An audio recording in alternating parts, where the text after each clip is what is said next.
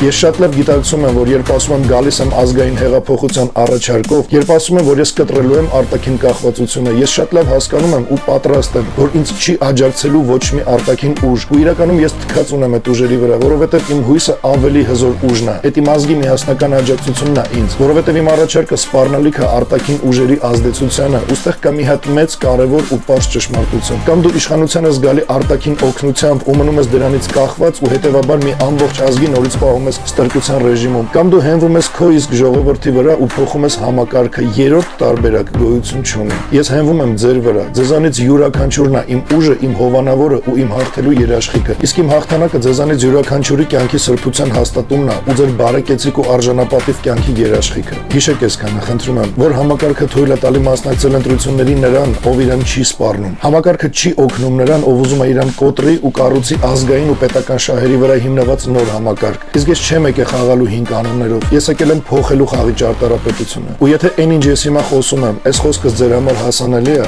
ուրեմն այդ նշանակում է, որ դուք արդեն հասկանում եք իրականությունը։ Իշխանությունը չի փոխվում քվյա թերթիկով, երբ կախվածությունը մնում է անփոփոխ։ Իշխանությունը փոխվում է, երբ փոխվում է հենարանը, իսկ իմ հենարանը մեկն է, իմ հայ ազգը, այսինքն դուք։ Միացեք ու քարոզեք վերածննդի շարժումը ու ամեն ինչ լավ է լինելու։